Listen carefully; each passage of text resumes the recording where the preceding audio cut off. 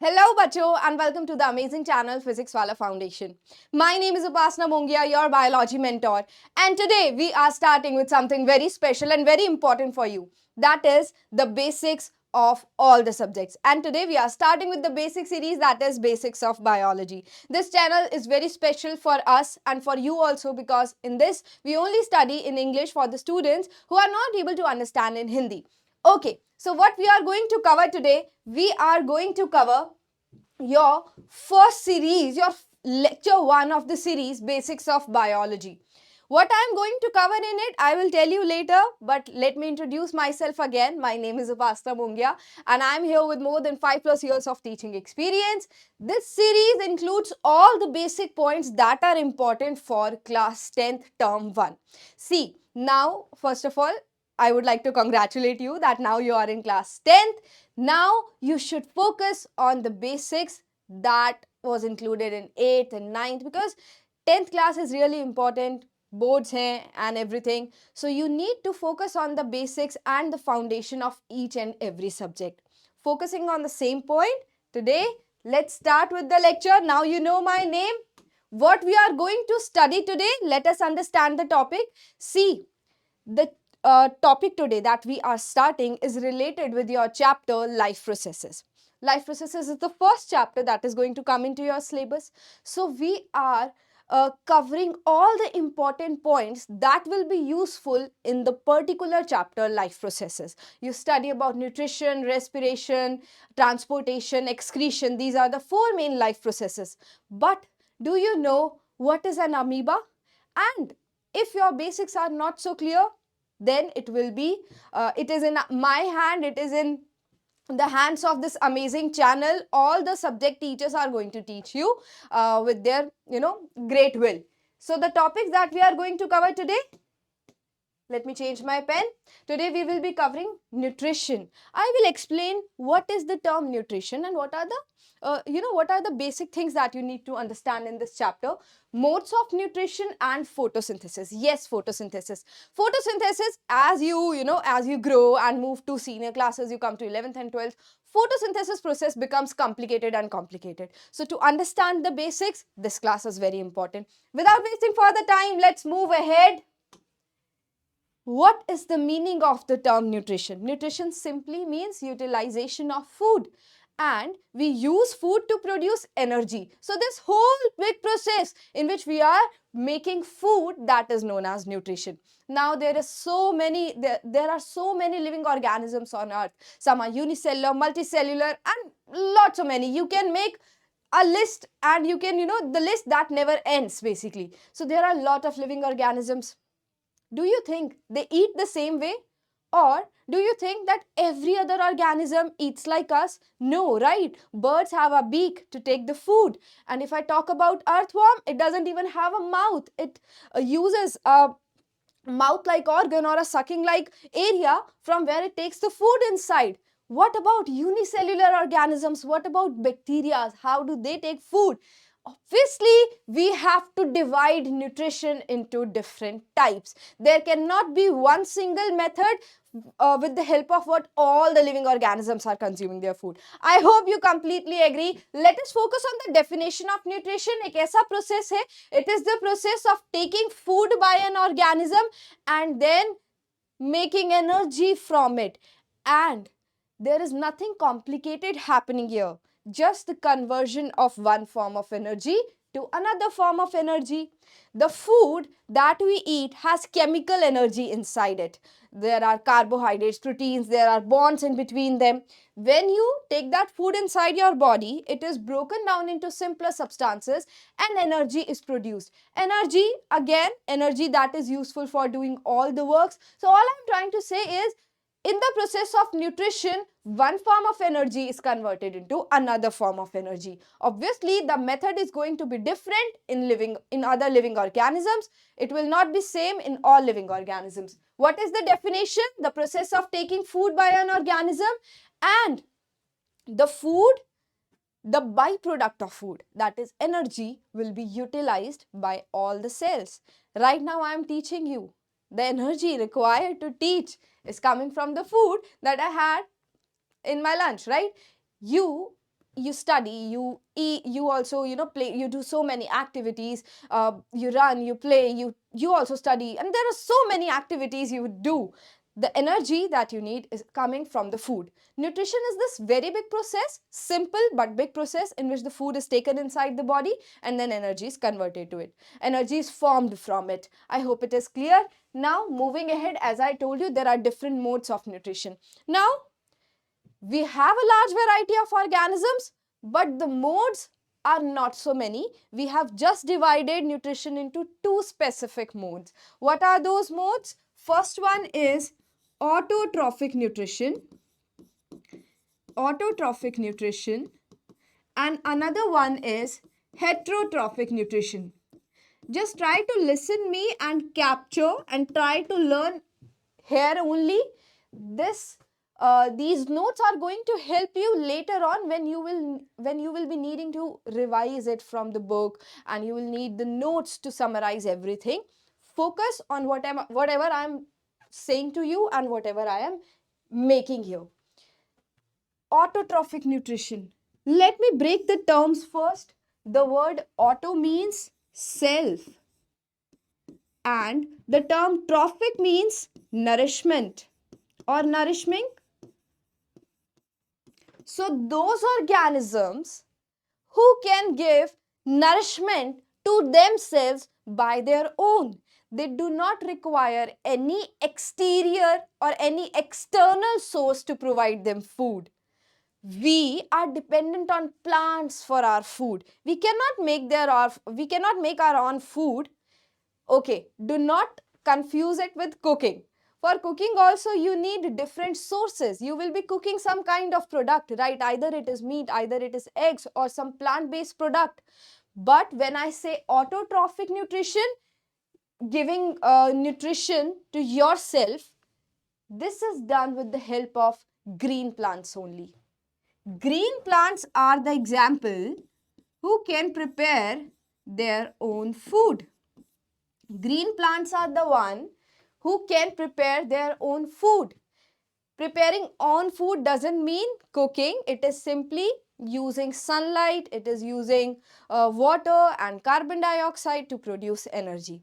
I believe that you must have read photosynthesis reaction in your previous classes. Even if not, we are going to discuss it further. But now you are getting the point. Autotrophic nutrition means those organisms who are preparing their own food. That is green plants. Green plants are blessed with this green chemical thing that is known as chlorophyll.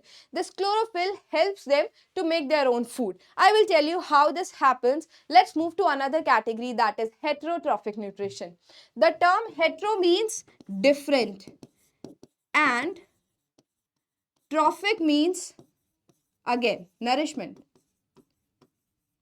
So those organisms who take their food from different source, like us, like your pet dogs, like birds around us, all the animals come in this category. They cannot prepare their own food.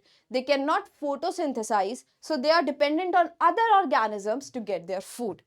Now, I know you must be thinking, we are directly dependent on plants. Some are not directly dependent. So yes, we have a variety, and based on that, we have further classified heterotrophic nutrition into 3 types. Do you want to know them? See, I am damn sure you already know it. You might have heard of those terms. We are just revising here. Heterotrophic nutrition is further divided into 3 types. One is saprotrophic nutrition. Saprotrophic nutrition means the type of nutrition in which organisms are taking the food from dead things.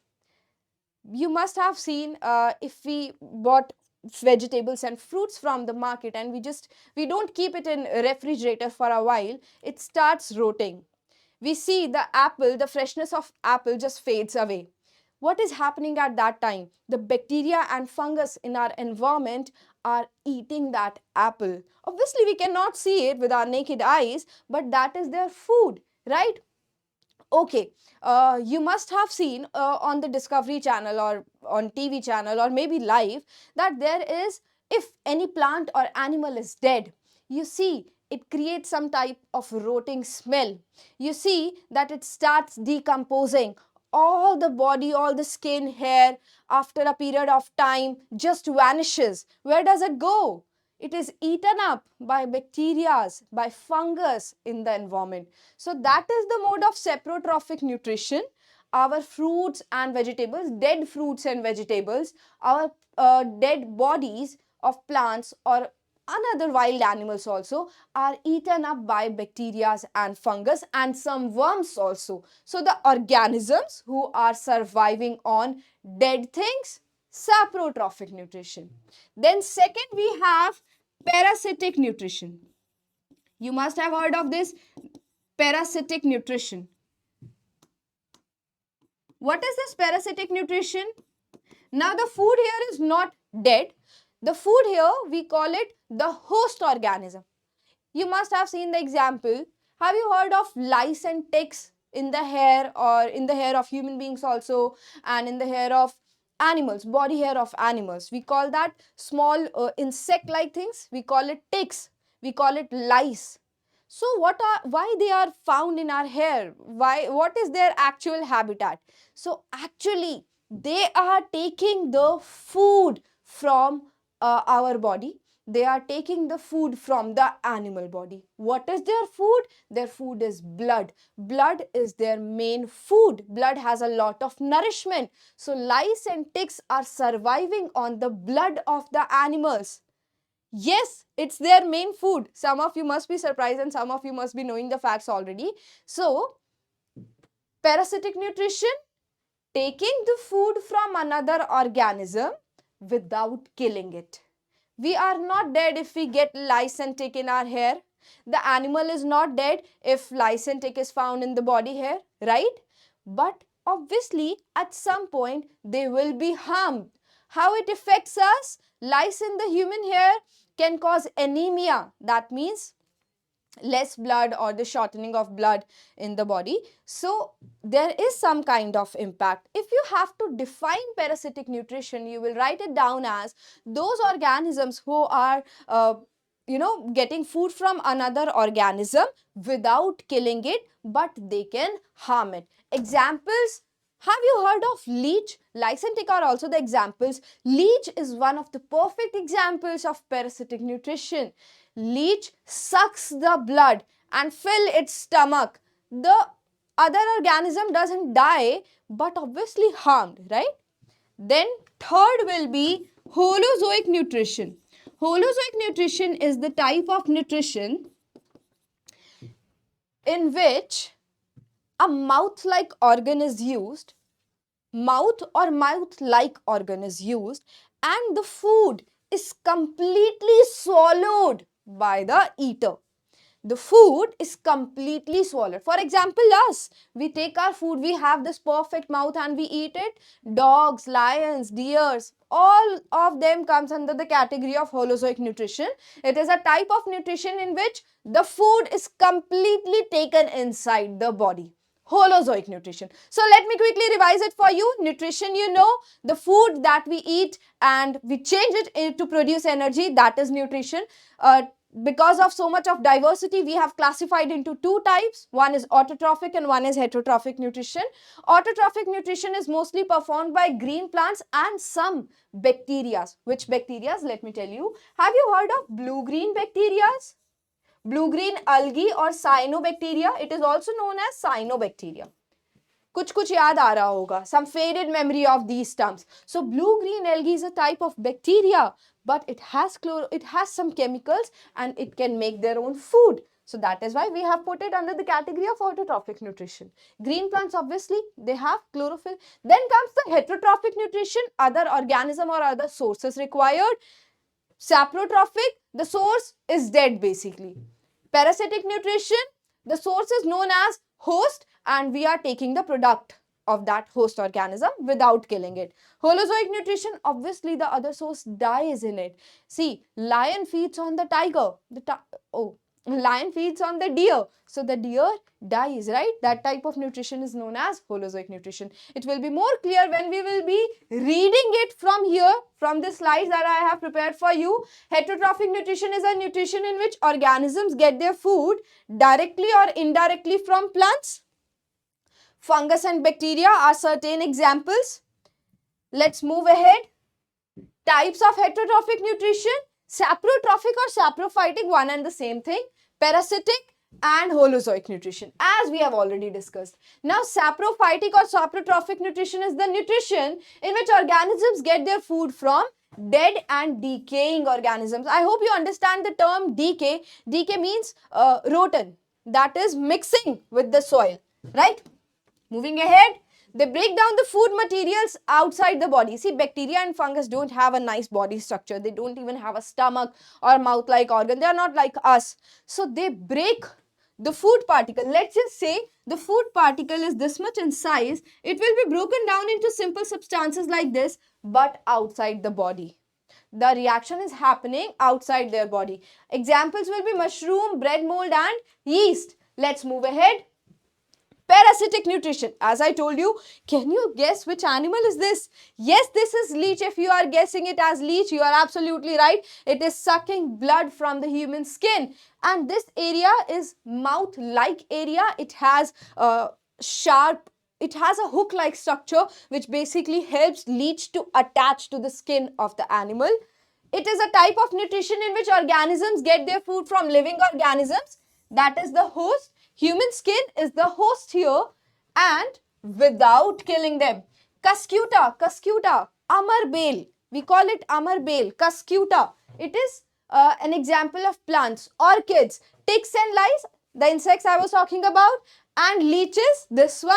Roundworm, tapeworm, plasmodium. Roundworm and tapeworm are found in the intestine of the animals. You must have heard ki, we usually say there are worms inside your stomach. You must have heard doctors saying something like this. What are those worms? Roundworms and tapeworms. They are very, very small. What do? They survive in the intestine of the animals. The food comes in the intestine. They take the digested food from there, and how the host body is affected, basically that food present in the small intestine will not be absorbed because some other organism is taking it from there, right? So the right nutrition will not be provided to the host ultimately, so it is harmed but not dead. Then plasmodium. This plasmodium is responsible for causing world's most dangerous disease, that is malaria. Yes, so plasmodium is responsible for causing malaria. So all these organisms are performing parasitic nutrition. Let's move ahead. Holozoic nutrition is a nutrition in which organisms take food directly and then digest and absorb it. Taking food directly as in consuming the organism or the source. ठीक है? Examples: amoeba, paramecium, birds, fishes, humans. Those who don't know what is amoeba or paramecium, these are microscopic organisms. I'm damn sure that you are much aware about the organisms who are big enough, who are found in the zoo, but you are somewhere confused with the examples which are unicellular, which are found in water or air. You don't know the names of bacteria and some protozoans and all. So amoeba and paramecium, these are unicellular organisms. They cannot be seen with the naked eyes. You find these organisms in water, in pond water. So amoeba, yes. Why we are particularly talking about amoeba? It is a topic in the chapter. We will discuss the whole nutrition by amoeba later on. Now let's come to nutrition in plants. Now you know what is nutrition, what are the types of nutrition. We are now discussing about nutrition in plants. So, plants will perform autotrophic nutrition. Most of them, we are not discussing exceptions here, but most of them, green plants, their mode of nutrition is autotrophic. What are the products they require to produce energy? What are the products basically? See, understand this. Photosynthesis. Do we break the term? Photo means light and synthesis means to make. So basically, These organisms are preparing their own food using what? They need light to make their food. We are not Jadoo. We cannot stand in the sun and we don't have chlorophyll. We cannot make our own food. But these plants can do. How do they do it? They capture carbon dioxide that is mostly present in the air. Carbon dioxide gas is present in the air, right? So they take it from there. Water from the soil, sunlight from the sun, chlorophyll they already have inside their cells. Using these four raw materials, raw you understand, uncooked. So using these four raw materials, they make glucose. This is the food basically that is being prepared. And some water is also released, and the oxygen gas also. Oxygen gas, see here, this is the waste product produced by the animals, but it is very important for us. We will die without oxygen, right? So we should thank these plants that they are performing photosynthesis and giving us oxygen every day. Not just for oxygen, for glucose also. This glucose is very, very important because this is energy giving food. We are dependent on glucose for performing all the activities. This glucose we eat and we make energy, right? So photosynthesis reaction here on the screen, this 6, this 12, this number 6, actually this is known as balancing the chemical reaction which you are going to study in chemistry. Alright, so this was all about photosynthesis in plants. How does photosynthesis helps? First of all, these are the raw products. The first step that happens is light energy is utilized by chlorophyll. Then light energy is converted into chemical energy. What is chemical energy? The energy present inside the chemicals, right?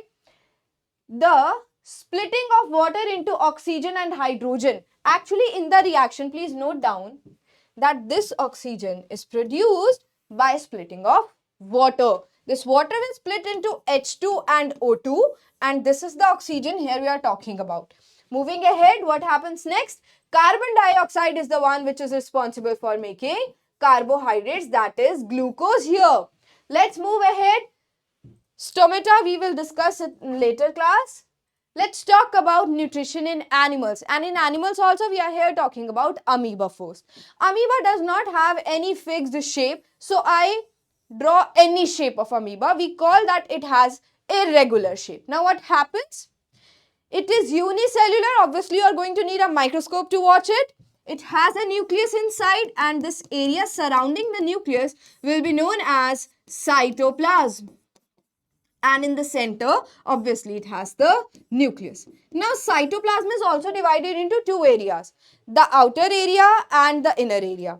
The outer area is known as ectoplasm, and the inner area which is surrounding the nucleus is known as endoplasm. Alright. What are these terms? Ectoplasm and endoplasm, just the divisions of the cytoplasm. How do you memorize these terms? Wherever in biology ecto terms come, ecto means outer. Wherever endo come, doesn't it rhyme with enter? Right? So enter means inside. So endoplasm, inside cytoplasm. Then we have studied this. Now what happens? Let me tell you that how amoeba takes its food. Let me draw my slides first and then I will explain these points to you. Let's draw amoeba again. It is just roaming around and then suddenly saw its food. When it saw its food, what it is going to do? It will extend its ectoplasm like this. These are extended cytoplasm. We call it pseudopodia. Pseudopodia. Do you know what is the meaning of pseudo? Pseudo means false, not true. And podia means feet. So these are not permanent structures, right? Just the extension of the cytoplasm. So it has extended its cytoplasm like this to capture the food. So we call it pseudopodia. Pseudopodia will capture, let's give yellow color to the food. Will try to capture the food. Now the food is captured and amoeba has formed here a food vacuole. What is food vacuole? The place inside the cytoplasm where food is captured. Pseudopodia captured the food like this. Now inside the amoeba is a vacuole known as food vacuole where food is present. Alright. Now this food will be broken down into very simple substances and amoeba will enjoy this healthy meal, will grow in size and will use the energy to perform activities. So this is what happened with the help of a whole nutrition process. Now one thing please note down, the nutrition process is divided beta into 5 steps. The steps are very easy. First step was taking the food inside, right? We call it ingestion.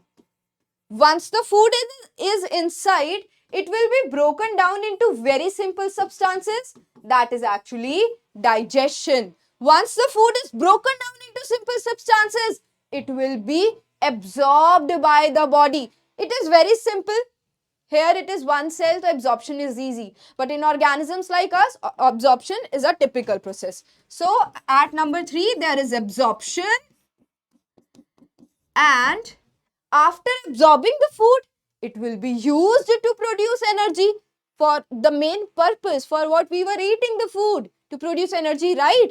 So at 4th step, assimilation happens in which cells use the absorbed food to produce energy. And lastly is the egestion. Egestion is very simple. Removing the waste substances from the body. Amoeba also creates waste. Obviously not visible to our eyes, but egestion is also going to happen in amoeba. So we basically divide nutrition into these 4 steps. Taking the food inside, ingestion. Breaking the food into simpler substances, digestion. Then cell will take the food, absorb the food, absorption simply, and assimilation. Using that absorbed food to produce energy finally. And some type of waste is also produced, that is egestion. Okay? So I hope it is clear to you. This is how digestion looks like. Then is absorption and assimilation, and lastly egestion. Nutrition in humans is something very interesting, but I hope you enjoyed the session. This is something we are going to conclude in our next class. Let me show what are the slides that you are going to study in next class, okay? So from here, we are going to continue in next class. Here are some questions for you. The first question is, organisms which derive nutrition from plants and animals without killing them. So if you are thinking your answer is option A, parasites, you are absolutely right. Organisms taking the nutrition from other sources but without killing it, that is parasite. Next question, in which part of amoeba complex food particles are broken down into simpler ones? Means digestion process. In amoeba, it doesn't have much organ. Where does the digestion process takes place? Inside the cytoplasm. So if you are thinking about cytoplasm, you are absolutely right.